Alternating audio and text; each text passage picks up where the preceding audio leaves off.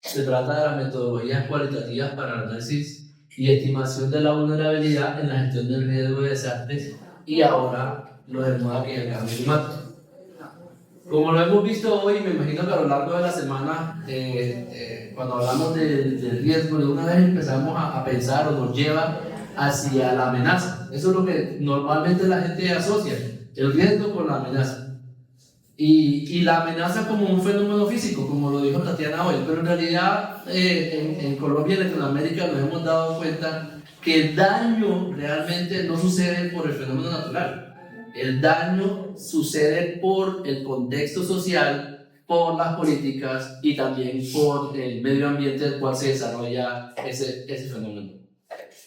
Bueno, el objetivo de la presentación es que ustedes conozcan las técnicas cualitativas y participativas, pero con un enfoque hacia la persona, hacia el territorio, porque en realidad eso es lo que se transforma o lo que se construye alrededor del al paso del tiempo.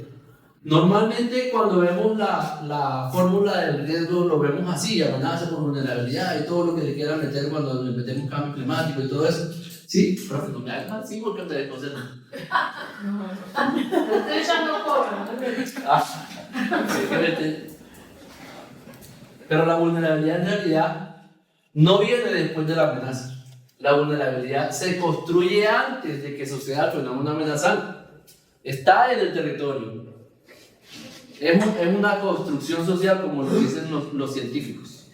Para poder explicarles un poquito mejor, pues Tatiana les habló de las dimensiones de la vulnerabilidad, de las teorías de la vulnerabilidad, lo que habla nuestro gran amigo Gustavo Welcher-Strauss, y otro que también no lo conozco mucho, pero pues sí he hablado algunas veces con él, Alan Abel, que habla de que la vulnerabilidad no es un elemento, sino que es el resultado. Pero el resultado de una serie de factores, de condiciones, de dimensiones.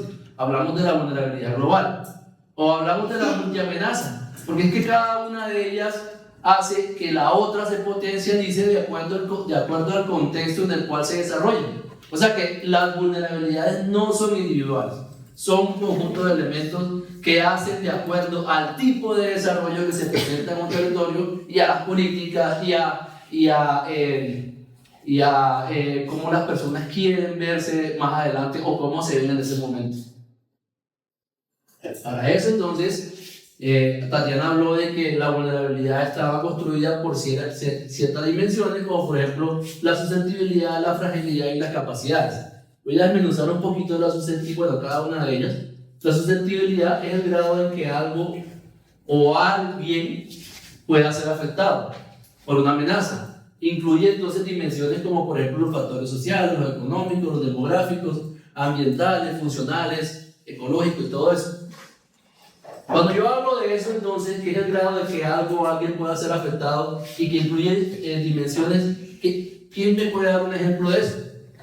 ¿Cuál sería un ejemplo de la fragilidad en un contexto como del archipiélago de San Andrés? Un contexto insular. ¿Cuál sería la susceptibilidad de nosotros, de la comunidad? Cualquiera. No todos levanten la mano al mismo tiempo. Delmon. ¿Cuál sería entonces, como un ejemplo de la susceptibilidad del territorio, de nosotros, de la comunidad isleña?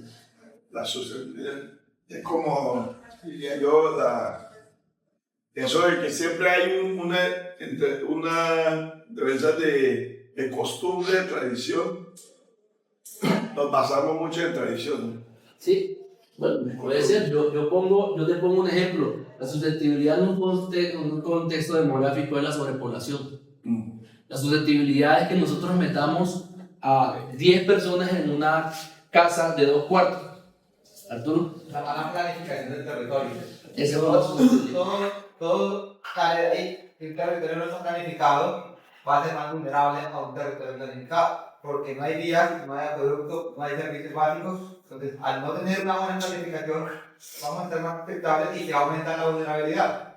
Depender del turismo es es también una fragilidad, ¿sí, no? Depender de las condiciones del tiempo y del clima es una susceptibilidad. La ignorancia, la falta de conocimiento. La pérdida del conocimiento ancestral es susceptibilidad. Es que que, como el libro explica Samuel, es como la tradición y eso va a ser una susceptibilidad porque hay que ver que el tiempo va cambiando. Y a medida que va cambiando el tiempo, los vientos están cambiando, la trayectoria se está cambiando, se está poniendo más fuerte. Y a uno no se puede pasar que en el pasado hacían esto. Y a uno tiene que pasar en los estudios de ahora y qué hay que hacer para protegernos de aquí en adelante. Entonces la susceptibilidad ¿hacia quién va dirigida? A las comunidades, independientemente de cuál sea, seres humanos, comunidad costera o animales o fauna o flora, independientemente de eso va dirigido hacia que va afectando el cómo y el cuándo y en qué medida lo va a afectar es la susceptibilidad. Ahora tenemos otro factor y no lo pongo como susceptibilidad o fragilidad porque no es así, es susceptibilidad más fragilidad. Son dos elementos que son unidos, están pegaditos y que cada uno influye al otro. Ahora hablamos de la fragilidad como condición que facilita el daño y lo podemos interpretar como infraestructura expuesta, como por ejemplo toda la infraestructura básica de servicios esenciales, como por ejemplo el hospital, los bomberos, la policía, la gobernación que están a borde costero. ¿Sí? Fragilidad en la infraestructura, en los servicios básicos, en que tengamos nosotros todavía redes eléctricas aéreas y que lo vemos que cada vez que viene un ciclón tropical, pues esos son los servicios básicos que más rápido colapsan. El internet, que ahora invertimos un montón de millones en internet por fibra óptica, pero ya sabemos que eso es lo que se cae lo más rápido cuando viene viento fuerte. Entonces ese tipo de temas lo convertimos nosotros o lo asociamos a la fragilidad de un territorio. Las capacidades en infraestructura física. Eso le permite la seguridad alimentaria. Nosotros aquí no dependemos de un barco, de un avión para traernos los alimentos. No los producimos. De pronto los producimos en pequeña escala, así como lo dijo nuestra amiga de Providencia, la profe Vanessa. Perdón, la profe Ana, discúlpame. Después nos lo explicó, mejor dicho, mejor no pudo haber sido. No lo tenemos. A diferencia de Providencia, San Andrés no lo tiene. Entonces, ¿qué va a pasar si ese contexto se traslada hacia acá? Eso es algo que tenemos que empezar a pensar, ¿sí? El modelo de nuestro desarrollo tiene que migrar hacia eso, hacia traer ese conocimiento, esas técnicas, esos métodos y meterlo dentro de nuestro desarrollo. Y ahora entonces, como vemos aquí, un menos, las capacidades. ¿Qué son las capacidades? Pues las capacidades es lo que disminuye yo lo había cambiado, pero las capacidades es lo que aumenta la resiliencia. Lo ponemos en más ahí. Las capacidades son entonces el que tengamos proyectos y programas para que en San Andrés aprendamos nuevamente a cultivar, porque recuerda que aquí éramos antes el mayor centro productivo, o sea, de cultivo era aquí, a diferencia de Providencia. Aquí se manejaba todas las exportaciones y todo eso. El que volvamos a eso, el que seamos autosuficientes, son capacidades. El que entendamos de ecosistemas, de recursos ecosistémicos, del manejo de esos recursos ecosistémicos, son capacidades. El que tengamos modelos constructivos que sean realmente adaptados a nuestro contexto territorial. El que traigamos el conocimiento de la FEMA que hizo con el CARICOM, con un montón de islas del Caribe, un modelo constructivo basado en los fenómenos amenazantes, como por ejemplo el ciclón tropical, para que la forma en cómo se construye, el material que se utiliza y la capacitación hacia las personas que lo construyen sea adaptado para ese fenómeno ciclón tropical, que es lo que mayormente nos afecta. Esas son capacidades. Entonces, mientras más capacidades tenemos, menos vulnerables somos frente a lo que sea que nos vaya a afectar. Entonces, por eso es importante nosotros trabajar en las capacidades. Ahora, el fenómeno, la amenaza nosotros no lo podemos eliminar. La amenaza es un fenómeno natural que ocurre, mientras que la vulnerabilidad es el resultado de nuestro desarrollo, de cómo nosotros nos comportamos, de cómo vivimos y de cómo queremos vivir. Entonces, por eso es importante entender la gestión del riesgo desde la vulnerabilidad y no desde la amenaza. No, Yuri, me quieren cortar rápido. Yo no sé por qué a mí siempre me hacen lo mismo. Más para adelante. No, dime el siguiente, porque me hiciste así. Siguiente. Listo, yo lo voy pasando. Ok, ahí. Entonces, ¿por qué nosotros tratamos o nos enfocamos en metodologías para analizar la vulnerabilidad desde un enfoque cualitativo? Pues para eso tenemos que ver cómo es nuestro contexto nacional, cómo la gestión del riesgo, la vulnerabilidad se maneja en el contexto nacional y en Latinoamérica. Tatiana lo dijo ahorita cuando hablaba de Gustavo Wilches y de los otros autores o de las corrientes que se utilizaron para la construcción de nuestra forma en cómo vemos la gestión del riesgo.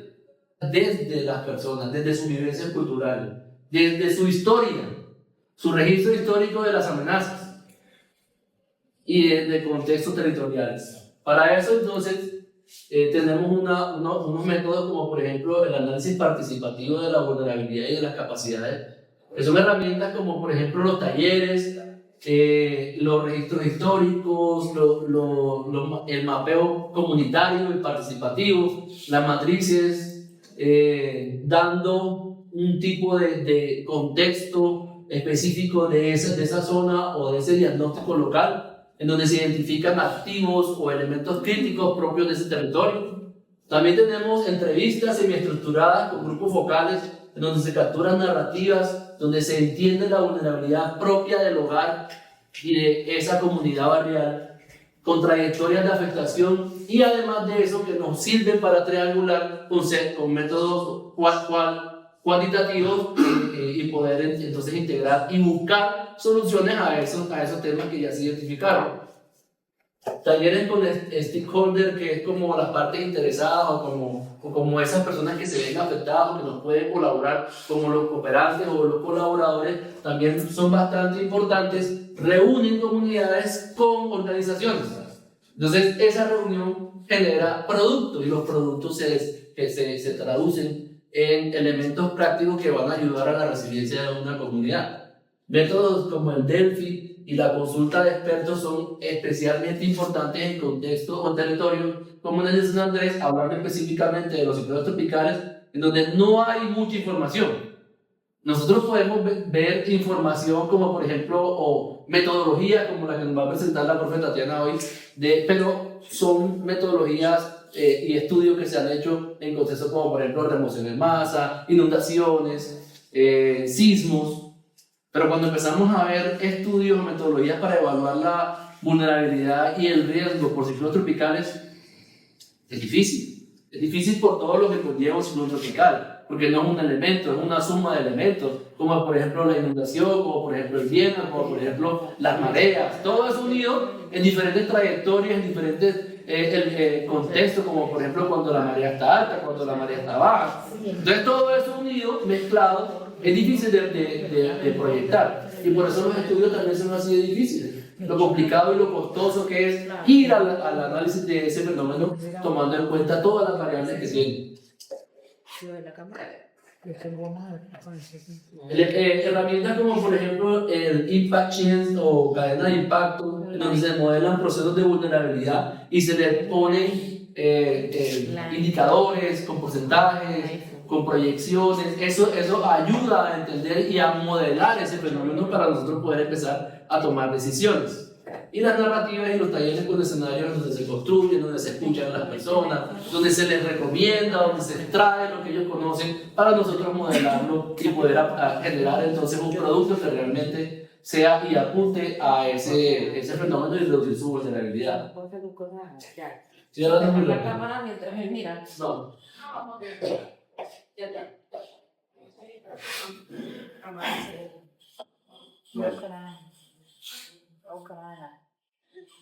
Next. Ahora, ¿realmente funciona o cómo funciona esta metodología cualitativa para analizar la vulnerabilidad. ¿Cómo yo lo pongo en un contexto real y lo traduzco en herramientas funcionales? Tenemos entonces una balanza aquí en donde nos dice cuáles son las fortalezas y cuáles son las limitaciones de este tipo de metodologías cualitativas. Como fortaleza, pues capturas los procesos sociales, entienden la dinámica, identifican de esa población o de ese territorio quiénes son los que saben realmente de lo que sucede, quiénes son los líderes de esa zona, los que me van a servir para jalar al resto de personas, ¿sí? ¿Quiénes son los que manejan el recurso, los que bajan el dinero de la entidad territorial y lo administran a nivel comunitario?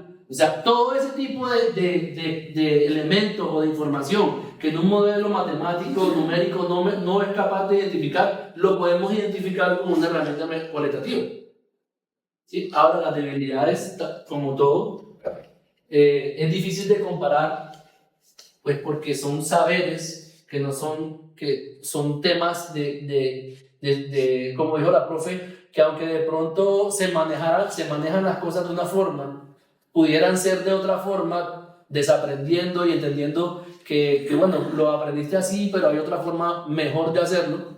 Eso es un problema. Empezar a generar en las personas el tema del desaprender es un problema. Pues se manejan sesgos porque, como te digo, son personas que hacen un relato y desde su cosmovisión te van a decir a ti qué es lo que sucede, y le preguntas al vecino y él te va a decir otra cosa diferente, o tal vez bajo un contexto diferente porque él no lo vivió, te lo narra de acuerdo a su vivencia. Entonces ese es un problema. Por eso es importante hacer no solamente uno ni dos, sino tomar una muestra significativa sobre las encuestas y las preguntas que vas a hacer. Bueno, las preguntas también es un problema. Si haces una pregunta mal enfocada, tu resultado va a ser diferente. Si las personas que están en el territorio no son las adecuadas a las que tú les pides que de pronto te narren la historia, también es un problema. Entonces es necesario analizar ese contexto y tratar de buscar la forma para un equilibrio. Dale. ¿Ah? Ahora tengo que hacer así. No. Bueno, ¿cómo llevo yo eso? Todo lo que acabamos de decir, todo lo que dijo Tatiana, todo lo que dijo la profe Ana, ¿cómo lo llevo a la realidad? ¿Cómo lo llevo al desarrollo de un proyecto? O sea, ¿cómo lo aterrizo en un proyecto? Les propongo una línea de tiempo o de implementación, en donde primero hacemos una revisión documental y un mapeo del fenómeno dentro de ese territorio, ¿sí?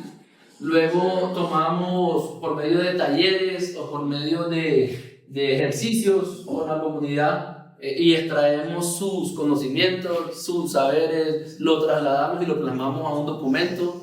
Luego, por una metodología como la Delphi o como en casos como el de San Andrés, con expertos, pues ponderamos y le ponemos valores y porcentajes a cada uno de esos indicadores que nosotros podemos llegar a construir con las mismas comunidades y con los expertos de esa comunidad, expertos locales. Luego, con una cadena de impacto, validamos esos indicadores, los volvemos comparables, los volvemos realmente auditables y lo integramos con metodologías cuantitativas como por ejemplo los sistemas de información geográfico, con mapas, con planos en donde podamos identificar el comportamiento de ese fenómeno para proyectarlo hacia un futuro. Listo. Bueno, ahora yo les voy a colocar un ejemplo de cómo yo hice, o sea, de cómo si realmente se traslada este lineamiento o estos lineamientos en un proyecto bajo una metodología cualitativa. Este es mi trabajo de grado de tesis. Se llama o se tituló Diseño de lineamientos de gestión del riesgo de desastres al plan de equipamientos de culto de la isla de San Andrés. Fabián, que maneja ese tema, no tenemos un plan de equipamientos de culto en la isla, tenemos otro plan de equipamientos como por ejemplo educación, inclusive hasta mortuorio, pero no tenemos un equipamiento de culto en donde nos permita que las personas profesen su fe y decidan a qué religión, con qué religión son afines, aún en situaciones de emergencia y de desastre. Podemos ir a la iglesia y rezar y congregarnos en momentos de normalidad, pero cuando ocurre un desastre y necesitamos descargar nuestras emociones, ¿dónde vamos? Y de esas iglesias, lo mismo en Providencia, todas quedaron destruidas. Entonces, ¿cómo liberamos nuestras emociones? ¿A dónde vamos nosotros a descargar esas emociones si no vamos a tener? Entonces, de eso se trató mi tesis, analizar en el contexto territorial, en el archipiélago San Andrés, cómo se incorporaban una serie de lineamientos que me sirvieran para que en el momento de emergencia y de desastres, las iglesias pudieran seguir funcionando para lo que sirven normalmente, que era profesar la fe, pero manteniendo la seguridad de los feligreses durante esos momentos. Dale, Juli, por favor. Primero, entonces, se hizo un mapeo documental basados en una pregunta-problema. ¿Cuáles lineamientos de gestión de riesgo y ordenamiento territorial eran necesarios para ser incorporados en el plan maestro de equipamientos de culto de la isla de San Andrés? Eso me generó entonces unos objetivos, o más bien, generé unos objetivos. En general, diseñar lineamientos de gestión de riesgo a partir de estudios de vulnerabilidad física que contribuyan a la formación de un plan maestro de equipamientos de culto. Ahora, ¿por qué la vulnerabilidad física? Porque yo necesitaba entender cuál era el fenómeno que me iba a generar más daño frente a esos equipamientos, frente a esas estructuras. Y de acuerdo al plan departamental de gestión de riesgos, es evidente que el ciclón tropical es la amenaza que está calificada como más alta. Entonces, por eso lo pasé hacia la vulnerabilidad física, porque pues esos fenómenos del ciclón tropical me iban a dañar físicamente la estructura. Objetivo no, serio, voy a hablar más rápido. Objetivo específico: diagnosticar la incorporación de los equipamientos de culto en los instrumentos. O sea, yo hice un análisis de las herramientas de planificación, verifiqué qué tanto se incluía el componente de equipamientos de culto, tanto en el plan de desarrollo, como el plan de gestión de riesgo, con la estrategia departamental de respuesta a emergencia, como el plan de adaptación al cambio climático que en su momento se hizo. Luego hice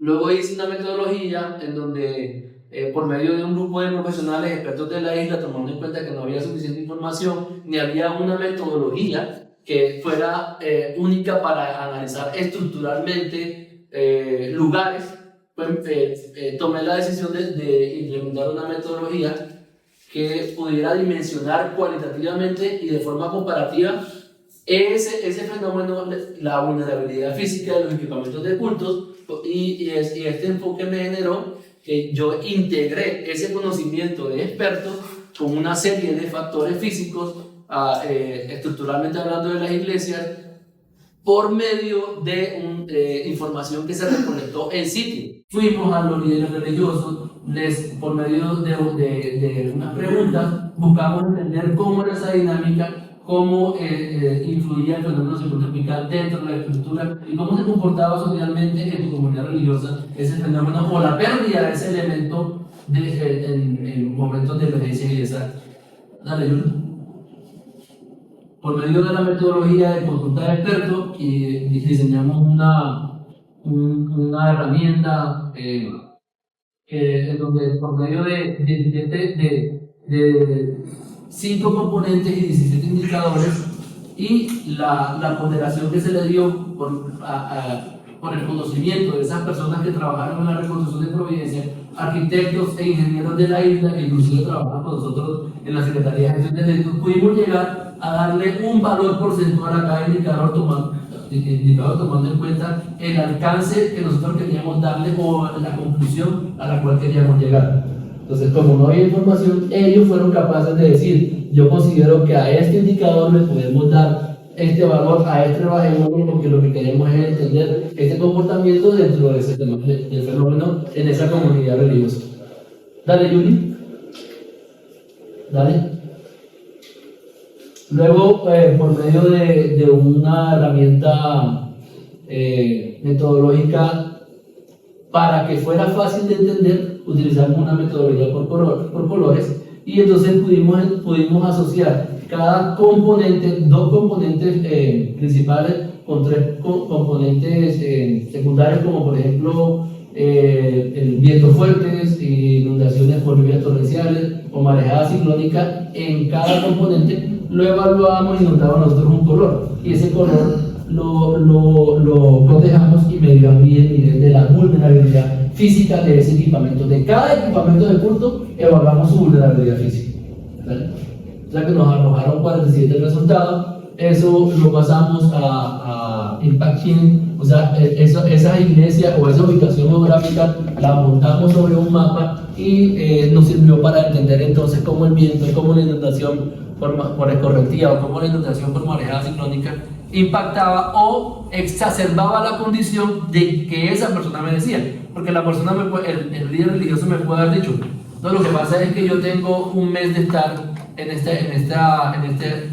este lugar, acabamos de abrir la iglesia, entonces no conozco cuál es la dinámica, y eso me iba a generar a mí entonces entender realmente cómo se comportaban esos fenómenos en esa ubicación específica para poder entonces analizar eso que estaba sucediendo realmente.